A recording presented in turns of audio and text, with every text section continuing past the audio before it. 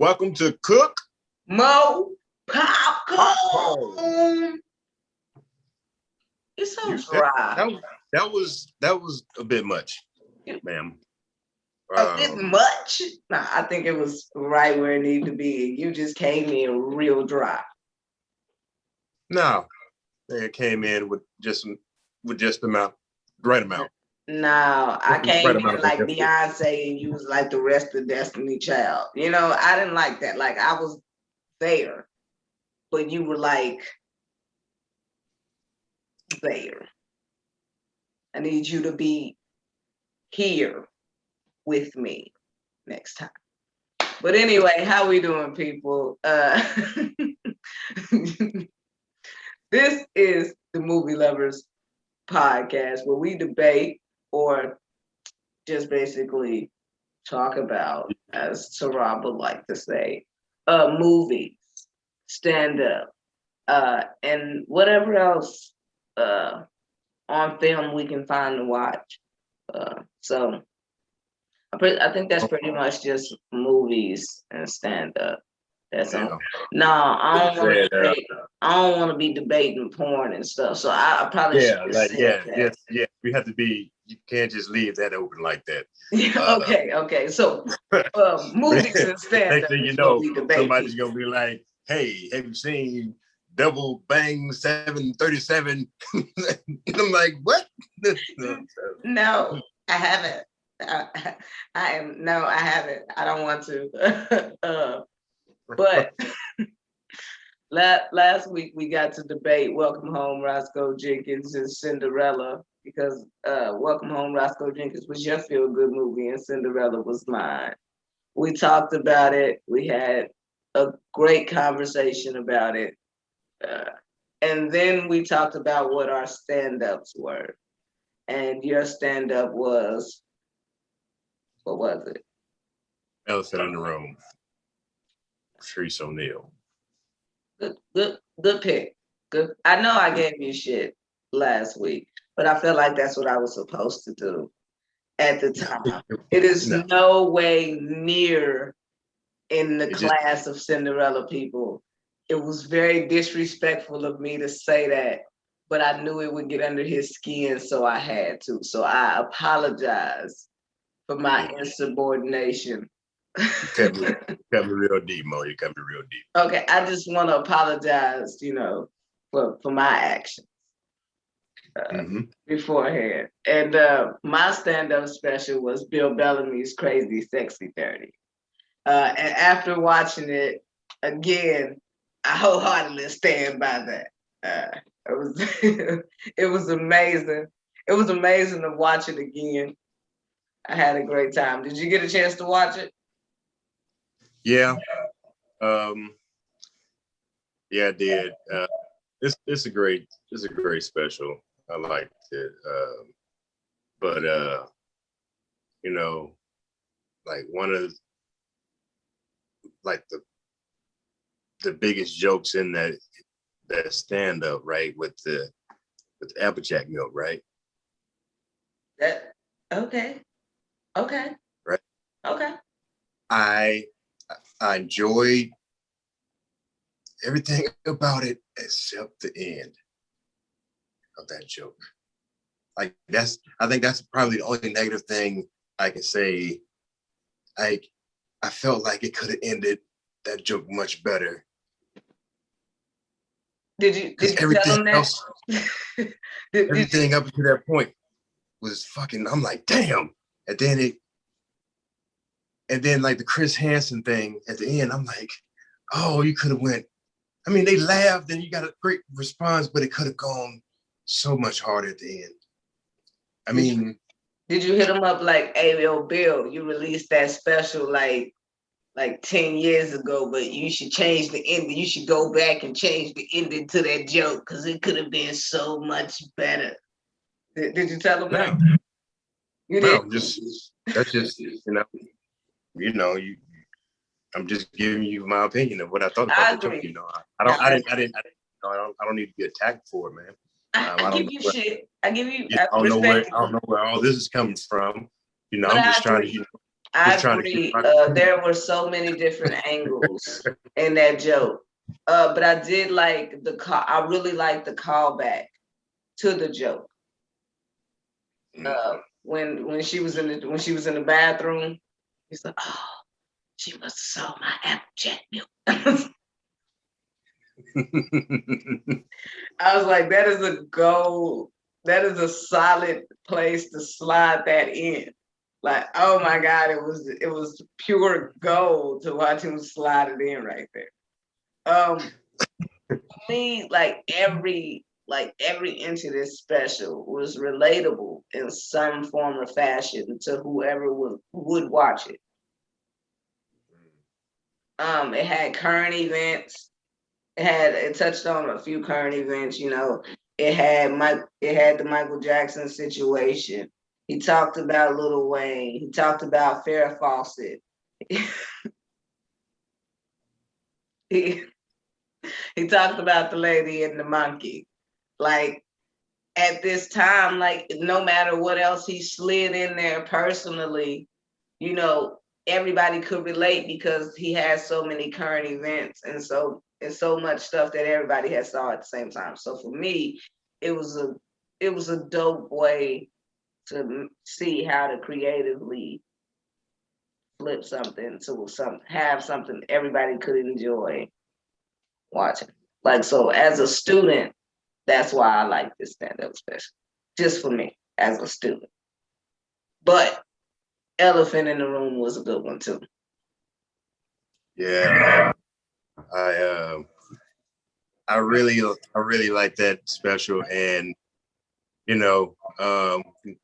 as you like to make fun of me about, Mo, I'm a bit older than you, so like I'm not Patrice, not his age, but like I have older relatives like that he reminds me of, and like and they're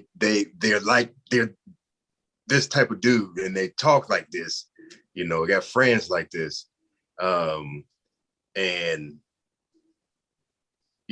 just hearing them talk about just real stuff and making it funny and just uncomfortable things, like he would say the most ridiculous shit, put it in your face, but like I think sometimes people really think he believes the things that he says, but he just says that shit. I don't know, man. The white woman value thing felt really. Some of it, I'm not gonna say all of it. But some of it, he just says with shits and giggles. But you think he believed white women life is valuable? That's how America sees it. I believe that he believes. Yeah. No. Yeah. I was just saying because it was a great bit. It was a phenomenal. Natalie Holloway. See, you said it. Like it was right. That's Angel. Like, oh my goodness. Right. The audience proves his point, right? Natalie. Yeah. That shit was crazy. For me, go ahead. No, I'm sorry. Like the part when he was talking about not being able to type, right? It was really funny to me because, like, when I was in the military, like for part of my job in the military, like I did human resources, right? So we had to learn how to fucking type. So I couldn't get that shit right for shit. Like, it was like I excelled at, and I was figuring out all this other stuff in class, but I couldn't type. And that was, they're like, yo, you got to be able to type X amount of words a minute to be able to graduate. And I'm just like, I'm struggling. And so he's selling that junk. I'm just sitting there thinking about this, just like, because I remember being in high school and getting made fun of for trying to take fucking typing class or computer science class where you learn how to type. Like, then he come around, the football team come around talking about, oh, look at that old square ass nigga in there trying to type, what you want to be a secretary? And I was like, when he said that shit, I'm like, yeah, I heard that shit. But the thing about that is I was one of those kids, like, you going to typing class. Oh, man, I want that. And so when he said that, I was like, oh, man, that was so me. Because, I was a jock, man. I didn't care nothing about typing. Listen, I was going to pass the class anyway. I had to play this week. Yo, but then he said, yo, they used to steal bread and lunch meat, make sandwiches, and sell them doing typing class.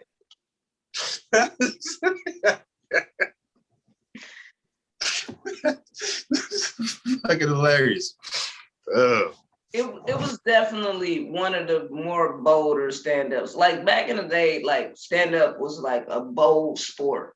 Like in the opening, even let you know it was about to be a bold evening. And he was like, I'm thinking one particular set of titties in the front row. That lets you know right there that from here. Yeah. I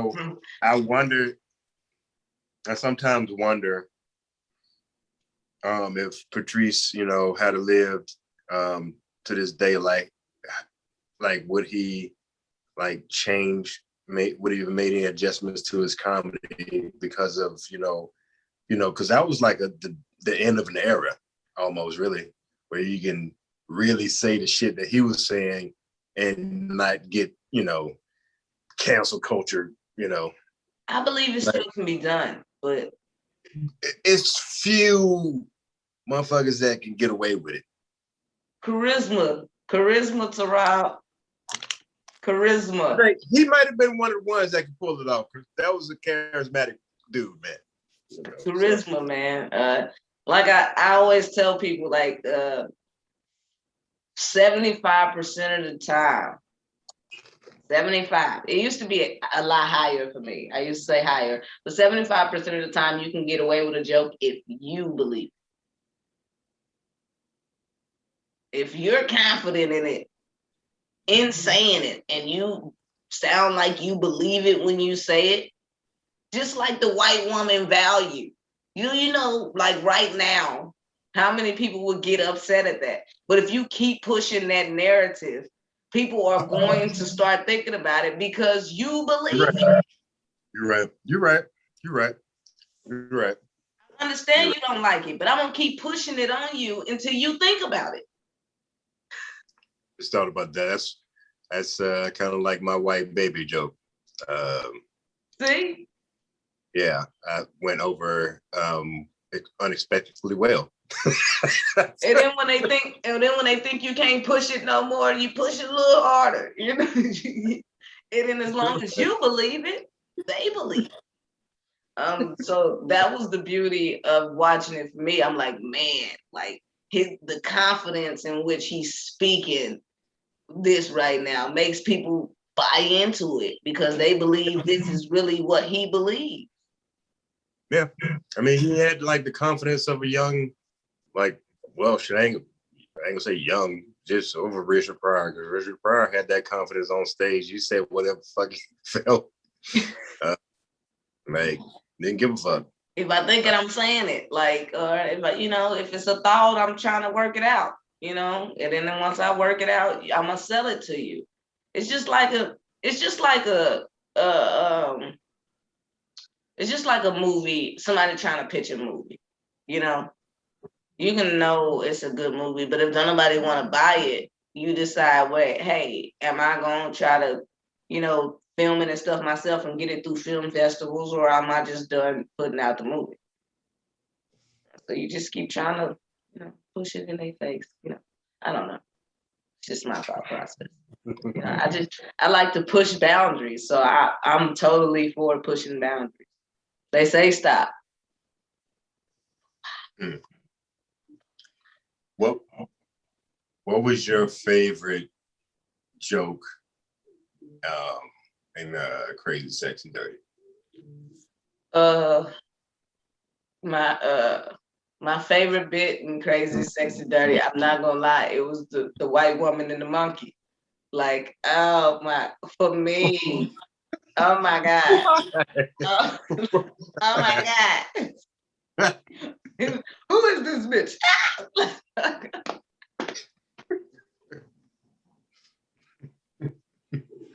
It was for me because Tarab, I love dark stuff like that make me go, oh, you can't say that. That actually happened to that lady. He was like, Oprah didn't even want to look at her. Gail, go to commercial. You see this shit? Like, because I know it was people out there like, man, that is jacked up. But he kept going.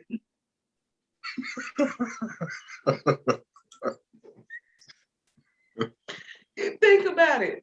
Like, as soon as he said it, you was like, oh man, but he kept going and it was, oh my God. For me, oh my God, it was beautiful. That was beautiful. It was gold. The older women bath thing was good too. Yeah. Because it's true. Because it's true. I think that was I think that might have been my favorite because I was married to an older woman, and I dated a couple, and they be wanting to do shit like that for you, run a bath and shit, and wash. You ever had your booty hole washed? My booty in the water.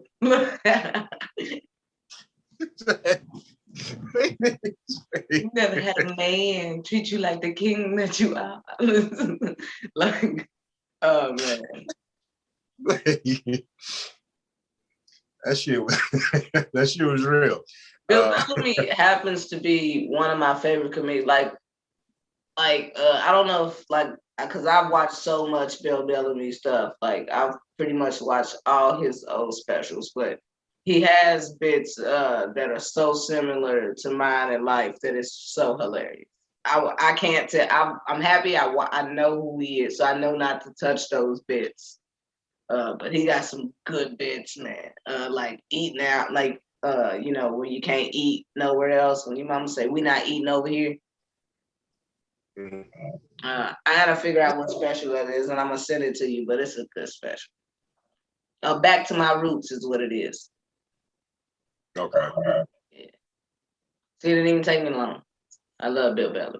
Shout out to Bill if you ever watched this. I'm a huge fan, man. I'm a geek.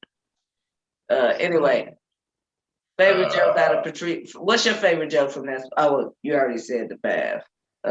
What's your favorite joke from Patrice O'Neal's Elephant in the Room?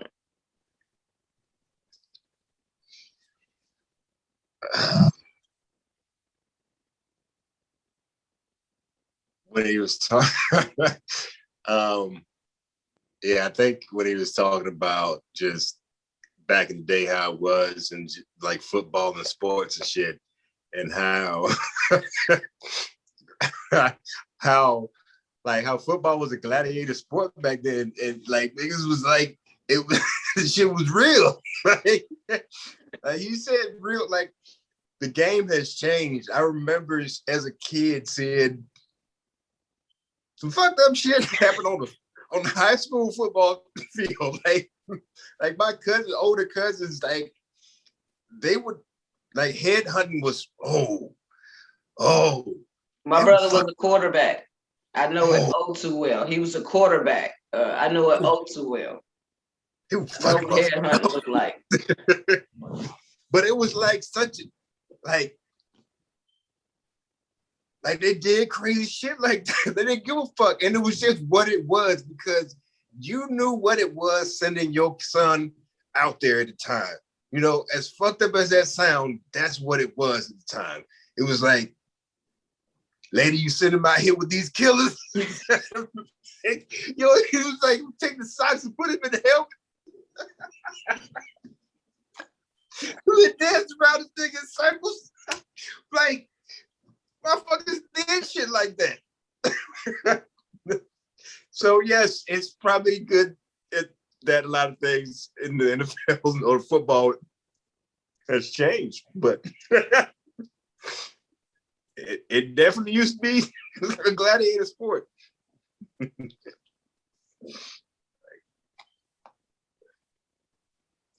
So he put his bubble out the stairs.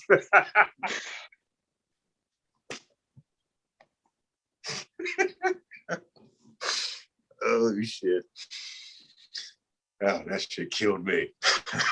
Did you get a chance to watch the documentary? No. Okay. You get a chance to check that out. Everybody, if you get a chance to, if you're watching this, check it out. It's called Killing the Disease. It's the Patrice Oneal documentary, and it is amazing. I'm not gonna lie to you, I didn't because like I said, I'm a fan of the dark stuff, but like to a point. So beforehand, before watching the documentary, I never made it through the entire Elephant in the Room special. I would always turn it off.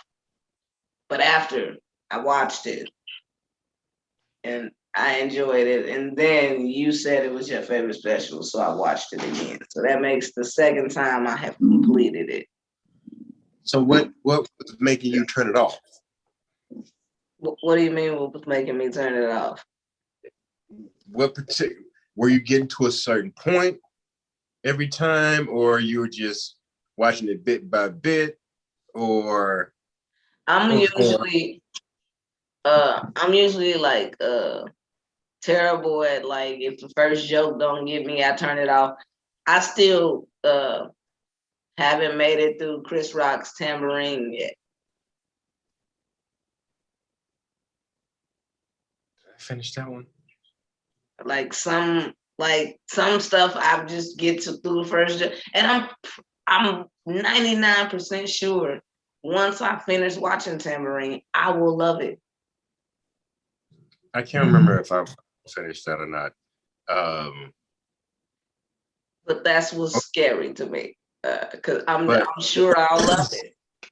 So which joke did you not get, or did you not like at first? For Patrice O'Neal's, he started off with the pair of titties in the front row, and I was like, man, I don't want to learn that type of stuff because I watched stand-up specials as a student. You know, and I'm not gonna go out there and ever say nothing like that. Hey, there's a couple of people we know who took lessons. Trust me, I know. Yes, I personally know. I personally know. I know we personally know of a couple who, you know, think a particular pair of titties in the front row every show. But for me, I can't do that. I won't do that. Individuals that we personally said, "Hey, do not do that when you get on stage," was like, "Hey, I can't help myself."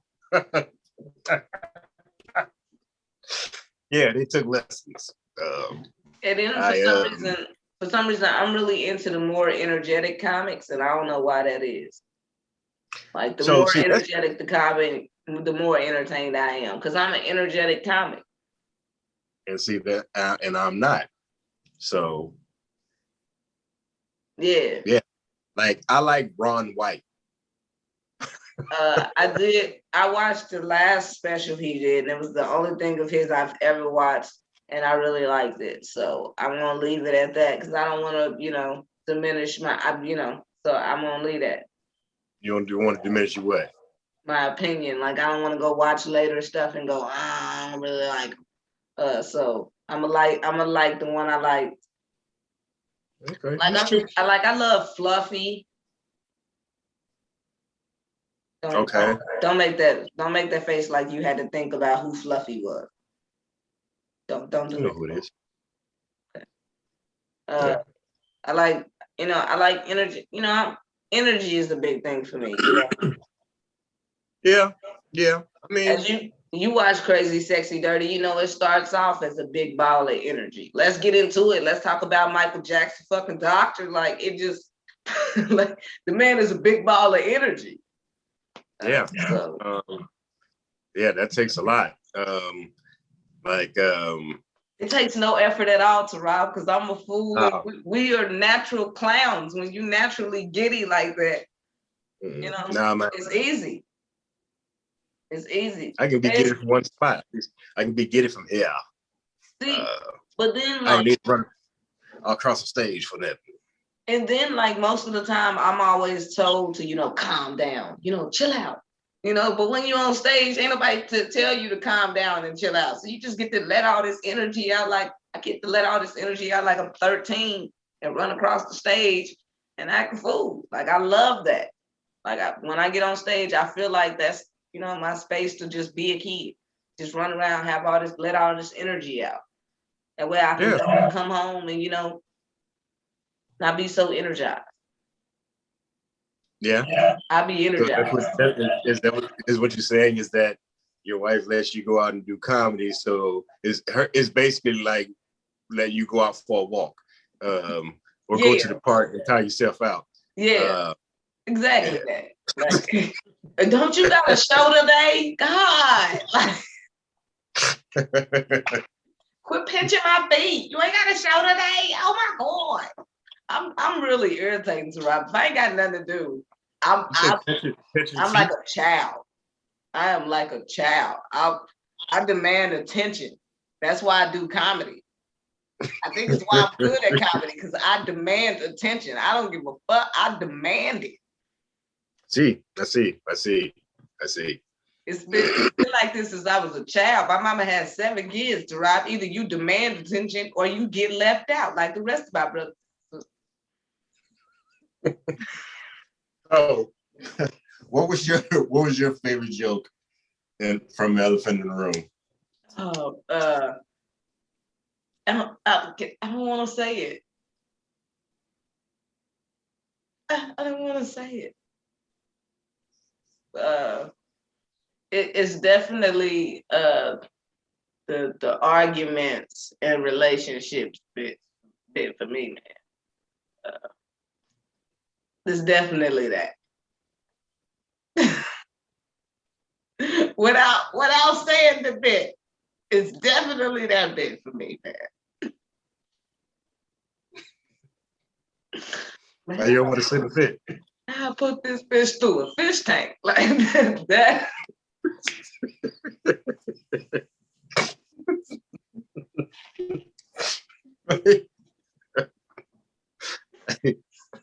Oh my goodness.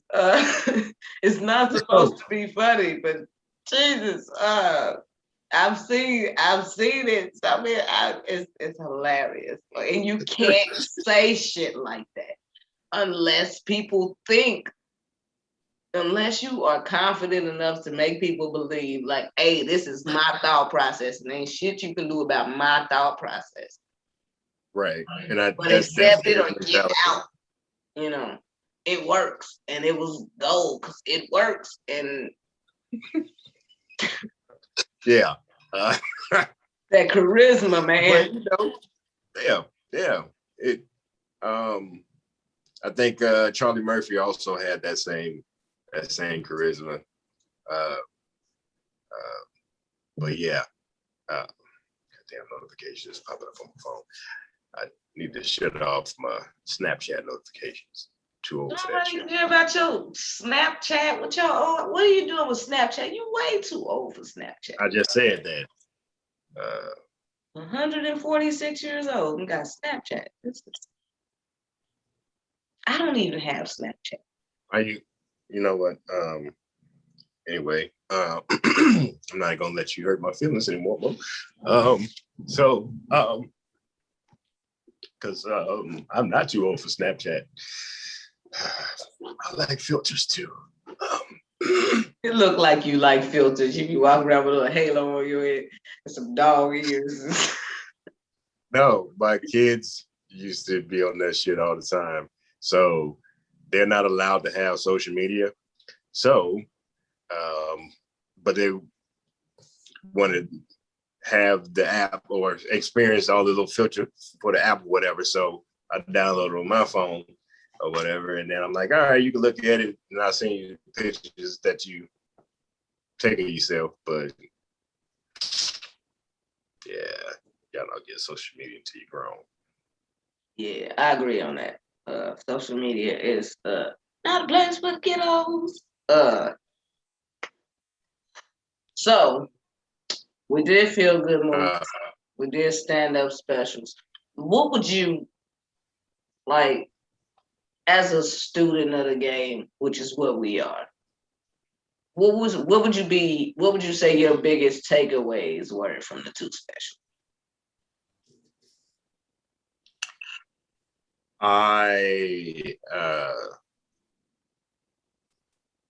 For Patrice's, I do. My takeaway is that, like we've mentioned it several times, if it's in your deliverance and in your confidence, you know you got to actually own that shit and put it out there. You can't half-ass it when you put that shit out there either. You gotta you gotta we've seen what happens when you do the opposite. There's no way you could say the things that Patrice Oneal said without with you got to have your confidence past 100. You got to have that shit on 110. You know what I'm saying? Like, yeah, you can't worry or give a damn about what nobody say or whatever. And yeah, you got to be true to yourself and that shit. Yeah. I'm still working up the courage to get as bold as he was. I don't know if I'll get to that point because some of that shit, I'm just like, like I don't know if I don't even know if I want to be that bold, no. But I with Bill Bellamy, like I like how he does his callbacks or whatever. I like how even though he's a very active animated comedian, there was like a very like wave like very smooth transition to each joke. Like it was one freaking joke almost. It was like watching a movie, man. You're like, right. Oh man, this storyline dope. Yeah, like it was smooth. So his whole delivery is dope. So I fucks with it. Yeah. I like to call that special butter. Just so smooth. Butter. It's so smooth. Yeah. For me, I'm gonna double down on the bold and the fearlessness and the cockiness, the charisma, and the downright guts it takes Patrice Oneal to do those jokes. I only like you said, I'm working on it. I definitely am working on some stuff that's some cringeworthy stuff because I'm a cringeworthy person. I grew up in around cringeworthy people, so people gonna have to buckle in. That's why I do the jokes I do now, to kind of lighten the mood, because that's as light as it's gonna get, people. When people go, ooh, at the little light stuff I do now, I'm like, oh, we about to go on this roller coaster ride, and either cancel culture gonna get me or y'all gonna catch up real quick. But it's all about me. You can't cancel me without talking about me. He is. Another key factor is the shit has to be fucking funny. Don't get me wrong. I got that covered. When my mama say, "Ooh, that's good," like she do the, "Ooh, that's good," I know it's good because my mama don't like nothing I do now. How your mama doing? And for Bellamy, don't half-ass it, man. Like delivery is everything. Pitch is everything. Tone, delivery. Once again, I'm gonna say bold, fearlessness. Just once again, believe in what you say, and not so much worried about how other people are going to receive it. As long as, like you said, you make it funny, people are going to laugh, and laughter is contagious. So I want you to know, for every one person who didn't like it, that's one person, because at least 50 people are laughing around that one person. Eventually, they're going to chuckle, whether they like it or not. I'm sorry, lady. I'm sorry, lady. I got you to chuckle. You didn't have a choice. Everybody else was laughing. You had to chuckle. Yeah. So, man, for me, those were two great specials, and I'm happy I watched both of them. Yeah. I got to do that. They're definitely going to be in my. Well, I had one of them downloaded, and then somehow I got deleted. But anyway, I'm going to have them both saved shortly. They up there. They up there for me, pretty high. Bill Bellamy is one of my favorite comedians anyway. So I definitely respect Patrice Oneal. And I'm so mad that I kept turning it off beforehand. I respect my elders to Rob. I apologize. Shut your face. I even compared it to Cinderella, the black version. Yeah, that was so rude. I don't know why. I swear this younger generation, y'all take stuff to another level with the rudeness. Like, ridiculous, man. It's ridiculous. Y'all don't teach us any better. Oh, no. We do try to teach y'all better than y'all, but y'all want to debate every goddamn thing. Everything is a goddamn debate. It is. Okay, Cinderella's better than Welcome Home, Roscoe Jenkins. Anyway, that was last week. We done talking about it. Stop bringing it up. All right, now, maybe go back to Brandy's that ashy ass movie that you're talking about with the, yeah. All right, just stop. Anyway, this has been another episode of Cook Mo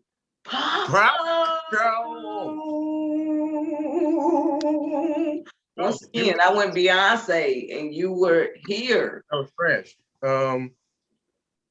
Did we say what we were doing next? We didn't. That's a big what we want you guys to do is drop your favorite movie below in the comments, and we will pick from those movies which movies we will watch and talk about next. We will be selecting two, so please feel free to drop it. Make sure you like, subscribe to the podcast, and until next time, people, we out. Peace.